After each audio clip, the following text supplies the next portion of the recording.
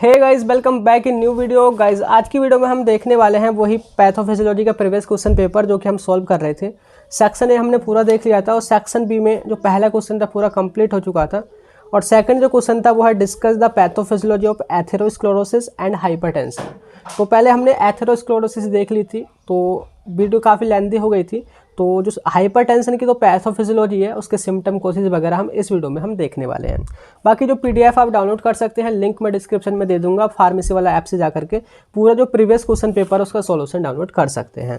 तो देखिए, बात करते हैं। आपने पता ही होगा कि हाइपरटेंशन क्या है, यानी कि हाई ब्लड प्रेशर। तो देखिए, सबसे पहले हम बात करते हैं कि ब्लड प्रेशर क्या होता है। आपको पता ही होगा, पढ़ चुके हैं कि जब हमारा जो ब्लड है ब्लड वेसल्स में बहता है, तो ब्लड वेसल्स की जो बॉल होती हैं, ये जो बॉल है, इस पे हमारा जो ब्लड है एक प्रेशर क्रिएट करता है। और इसके अपोजिट जो ब्लड वेसल्स की जो बॉल्स हैं वो भी यहाँ पे प्रेशर ब्लड पे लगाती हैं। तो ये जो प्रेशर होता है उसी को हम ब्लड प्रेशर बोलते हैं, ठीक है। जो कि नॉर्मली जो हमारा ब्लड प्रेशर होता है सिस्टोलिक एंड डायस्टोलिक।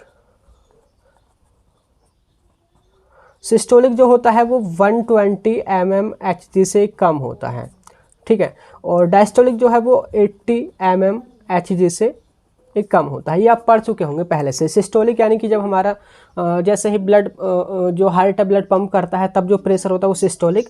और डायस्टोलिक जो कि रेस्ट में होता है, जो बीट के बीच में जो रेस्ट आता है, तो तब हमारा इतना प्रेशर होता है 80 mmHg।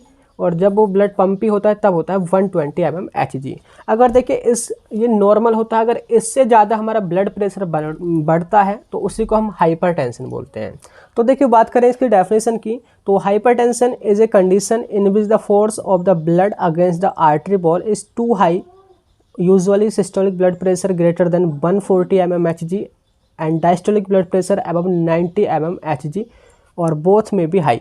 तो देखिए, पहले क्या था ना, जो यहाँ पे पूरा वो दिया था 120 mmHg से कम हो तो वो नॉर्मल होता है। लेकिन जैसे कि हमारी लाइफ स्टाइल चेंज हुई है तो इसको थोड़ा बड़ा करके कितना कर दिया है 140 mmHg, इससे कम। एंड 80 की जगह यहाँ पे आ गया हमारा 90 mmHg। तो यहाँ पे भी अगर हमारा ब्लड प्रेशर होता है, अगर फ़िलहाल अगर जैसे हमारी लाइफ स्टाइल चेंज हुई है, हम कुछ फैटी फूड वगैरह लेते हैं, ये सारी चीज़ें, और जो भी फास्ट फूड वगैरह होते हैं, तो उसमें उसकी वजह से हमारी लाइफ स्टाइल चेंज हुई है, तो हमारा ब्लड प्रेशर नॉर्मली बढ़ा ही रहता है। तो 140 या 90 mmHg होता है, उसको भी हम नॉर्मली बोलते हैं। अगर इससे भी अगर ज़्यादा जाता है हमारा ब्लड प्रेशर तो उसको हम क्या बोलेंगे, हाइपरटेंशन, यानी कि हाई ब्लड प्रेशर। तो बोले तो देखिए, यहाँ पे क्लासीफाई कर रखा है ब्लड प्रेशर को। अगर देखिए नॉर्मल ब्लड प्रेशर है तो सिस्टोलिक जो है वो 120 mmHg से कम होगा और डायस्टोलिक 80 mmHg से कम होगा। एक कंडीशन है प्री हाइपरटेंशन, यानी कि हाइपरटेंशन नहीं है, मतलब कि थोड़ा बहुत ही ब्लड प्रेशर बढ़ा है, तो उसकी जो रेंज है वो है 120 से 139, ये जो है सिस्टोलिक की है। और जो हमारा डायस्टोलिक है उसकी है 80 से 89। और जो हाइपरटेंशन होता है यानी कि हाई ब्लड प्रेशर, उसकी दो स्टेज होती हैं।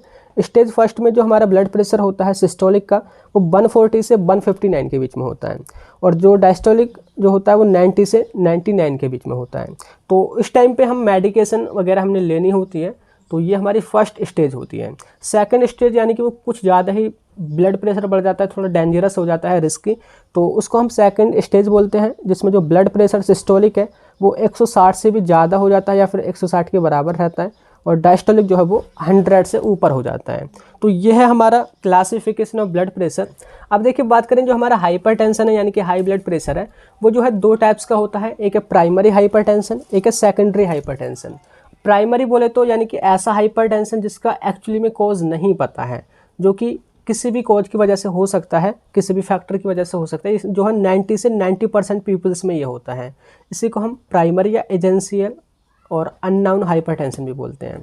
दूसरा है, देखिए वो है हमारा बात करें ये किस किस फैक्टर की वजह से होता है, जैसे कि जेनेटिक है, कुछ हमारी लाइफ स्टाइल की इनएक्टिविटी है, हम बैठे ही रहते हैं एक जगह पे, कुछ ज़्यादा ही मोटे हैं या स्ट्रेस ज़्यादा लेते हैं, कुछ अनहेल्दी डाइट लेते हैं, सोडियम वगैरह ज़्यादा लेते हैं, अल्कोहल वगैरह लेते हैं, तो इन सभी की वजह से हो सकता है, यानी कि एक्चुअली में कॉज नहीं पता है कि किसकी वजह से हो रहा है। दूसरा है हमारा सेकेंडरी हाइपरटेंशन, जिसमें हमें पता होता है कि इसका कॉज क्या है एक्चुअली में, और उन्हीं को हम सेकेंडरी हाइपरटेंशन बोलते हैं, जो कि 5 से 10% पीपल्स में होता है। तो बात करें इसके कॉजेज़ की, तो जैसे कि narrowing of arteries, that supply blood to the kidney, उन आर्टरीज का नैरो हो जाना जो कि किडनी को ब्लड सप्लाई करती हैं, ये इसका एक कॉज हो सकता है। दूसरा है कॉन्स्ट्रिक्शन ऑफ एओर्टा, जो एओर्टा जो होती है जो कि हमारे हार्ट पे होती है, तो उसका ही वो कॉन्ट्रैक्शन हो जाना, तो देन हमें हाइपरटेंशन हो सकता है। दूसरा एड्रिनल ग्लैंड, ये एक डिसीज़ होती है एड्रिनल ग्लैंड की, जो डिसीज अगर वो हो जाए तो तब भी हमें ये प्रॉब्लम देखी जा सकती है हाई ब्लड प्रेशर की। इसके अलावा रीनल पैरेंकाइमल डिसीज़ है, और कुछ साइड इफ़ेक्ट होते हैं मेडिसिन्स के, जैसे कि हमारी ओरल कॉन्ट्रासेप्टिव पिल होती हैं, एंटी डिप्रेसेंट होती हैं, कोकेन वगैरह, एसिटोमिनोफेन वगैरह यानी कि पैरासीटामोल, तो ये भी जो है हमें हाइपरटेंशन यानी कि हाई ब्लड प्रेशर कॉज करती हैं। तो ये जो है 2 टाइप्स की होगी हमारी हाइपरटेंशन। अब देखिए बात करते हैं सिंपल इसकी पैथोफिजियोलॉजी की, कि कैसे हमारा जो हाइपरटेंशन है वो कॉज होता है। तो देखिए पहले आपने समझना होगा कि ब्लड प्रेशर हमारा मेंटेन कैसे किया जाता है। तो 4 तरीके होते हैं ब्लड प्रेशर को मेंटेन करने के, अगर उन्हीं चारों तरीकों में कहीं ना कहीं गड़बड़ हो जाए तो देन हमारा हाइपरटेंशन कॉज हो सकता है। सबसे पहला है सिंपैथेटिक नर्वस सिस्टम। तो आपने पता ही होगा सिंपैथेटिक नर्वस सिस्टम यानी कि जिसको हम शॉर्ट में एसएनएस बोलते हैं। तो ये जो है फाइट और फ्लाइट इसके लिए रेस्पॉन्सिबल होता है, यानी कि कोई ऐसी कंडीशन आ जाए जहाँ पे हमें भागना पड़ जाए तेज़, और कुछ हमारे सामने मतलब जानलेवा चीज़ आ जाए, तो हमारी बॉडी कुछ भी नहीं देखेगी, एकदम वो स्टार्ट कर देगी, एकदम ब्लड प्रेशर को बढ़ा देगी। तो ये तो नॉर्मल होता है, कुछ देर बाद ये टेम्पररी मतलब कि अपने आप शांत भी हो जाता है। तो इसमें क्या होता है सिंपैथेटिक नर्वस सिस्टम में, जैसे कि हमारी बॉडी एकदम रेस्ट में है और ब्लड प्रेशर कम है, तो एकदम सिंपैथेटिक नर्वस सिस्टम स्टार्ट हुआ, कोई हमने जानलेवा चीज़ देखी या कोई हमने खतरा देखा, तो उससे हमारी हार्ट रेट एकदम इंक्रीज़ हो जाएगी, और जो हमारा कार्डियक कॉन्ट्रैक्शन है वो भी बढ़ जाएगा, और ये जो है ब्लड वेसल्स जो होते हैं इनको कॉन्ट्रैक्ट कर देगा, और रेनिन वगैरह को भी रिलीज़ करता है, इसका भी हम यूज़ देखेंगे बाद में, और लास्ट में हमारा ब्लड प्रेशर इंक्रीज़ हो जाता है। तो ये तो नॉर्मली होता है, जैसे कि कोई भी चीज़ आई तो हम भागने लग गए, तो भागने से भी हमारा ब्लड प्रेशर बढ़ जाएगा, तो ये कुछ टाइम बाद अपने आप ये नॉर्मल हो जाता है। दूसरा है देखिए वो है एक्टिविटीज़ ऑफ रेनल सिस्टम, इसको हम रास सिस्टम भी बोलते हैं, रेनिन एंजियोटेंसिन सिस्टम, काफ़ी इंपॉर्टेंट टॉपिक है ये। तो देखिए इसमें क्या होता है, एक हमारा हार्मोन है एंजियोटेंसिन, एंजियोटेंसिन ये जो है लिवर से रिलीज़ होता है, लिवर। तो एंजियोटेंसिन जो है एक एंजाइम है जो कि रेनिन है, जैसे मैंने बोला था रेनिन का काम बताऊंगा। तो रेनिन एंजाइम हमारा किडनी से रिलीज़ होता है, किडनी।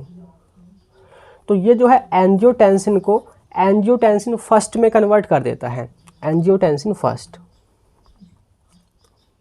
अभी आप समझना, आपको बाद में समझ में आएगा, एंजियोटेंसिन फर्स्ट। यहाँ पे फिर एक और हमारा एंजाइम काम करता है, एंजियोटेंसिन कन्वर्टिंग एंजाइम, जिसको हम ACE बोल सकते हैं, एंजियोटेंसिन कन्वर्टिंग एंजाइम, क्योंकि एंजियोटेंसिन फर्स्ट को एंजियोटेंसिन सेकंड में कन्वर्ट कर देता है, ठीक है।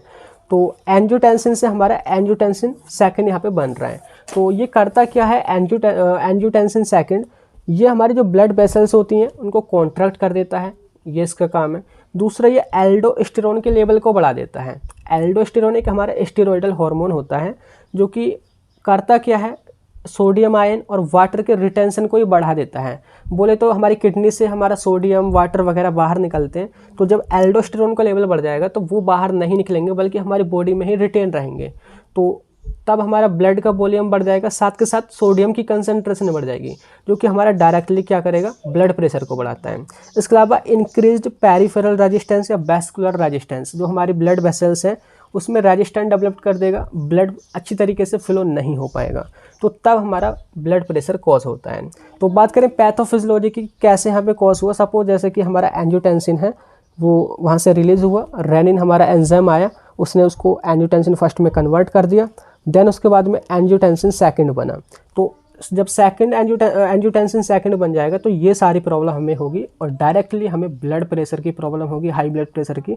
तो ये है इसकी पैथोफिजियोलॉजी। और इसके बाद देखिए नेक्स्ट मैकेनिज्म वो है एक्टिविटीज़ ऑफ वैस्कुलर एंडोथेलियम, यानी कि जो हमारी ब्लड वेसल्स होती है उसके अंदर ये इस तरीके से यहाँ पे एक लेयर होती है। तो ये क्या करती है, ब्लड वेसल को कवर करके रखती है, और ये जो है कुछ हमारे सब्सटेंस, कुछ हमारे केमिकल्स को रिलीज़ करती है, लाइक जैसे कि नाइट्रिक ऑक्साइड एंड एंडोथेलिन। तो ये जो है कुछ हमारे केमिकल्स हैं जो कि हमारे इस ब्लड वेसल्स को कॉन्ट्रैक्ट करते हैं, यानी कि उसको पतला करने का काम करते हैं। जब वो पतला हो जाएगी तो हमारा ब्लड प्रेशर बढ़ जाता है। तो ये भी एक इसका मैकेनिज्म है, किसका, हाइपरटेंशन का, हाइपरटेंशन कॉज होने का, यानी कि पैथोफिजियोलॉजी। और लास्ट में है एक है देखिए एक्टिविटीज़ ऑफ एंडोक्राइन सिस्टम। बोले तो जैसे कि हमने यहाँ पे देखा था कि एंजियोटेंसिन जब बढ़ जा रहा था तो यहाँ पे क्या कर रहा था, ये एल्डोस्टेरोन के लेवल को बढ़ा दे रहा था। तो देखिए वही जो है यहाँ पे लिखा है कि एंजियोटेंसिन सेकंड जब एक्टिवेट हो जाता है तो ये जो है एड्रिनल कॉर्टेक्स को स्टिमुलेट करता है, जो कि क्या सीक्रेट करता है, एल्डोस्टेरोन, स्टेरॉयडल हार्मोन। और उसका काम क्या है, सोडियम आयन की कंसंट्रेशन को बढ़ा देना, मतलब कि उसको रिटेन करना, और वाटर को भी रिटेन करना।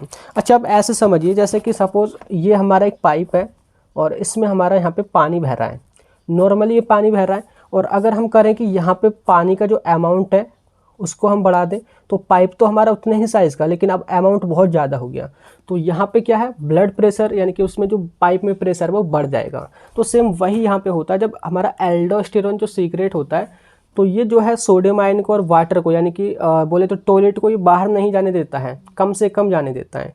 तो नॉर्मली हमारा क्या होगा, ब्लड का वॉल्यूम बढ़ेगा, ब्लड का वॉल्यूम जब बढ़ेगा तो ब्लड प्रेशर बढ़ जाएगा। तो यही है हमारी पैथोफिजियोलॉजी। ये चारों मैकेनिज़्म मैंने आपको बता दिए थे, तो यही मैंने बताना था। इस तरीके से ये हमारा जो सेकंड पूरा क्वेश्चन था, discuss the pathophysiology of atherosclerosis and hypertension, ये कंप्लीट होता है।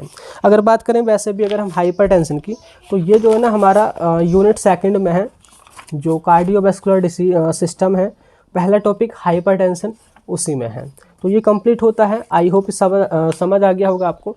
तो मिलते हैं जल्दी ही नेक्स्ट वीडियो में, तब तक के लिए bye bye, thank you, have a nice day.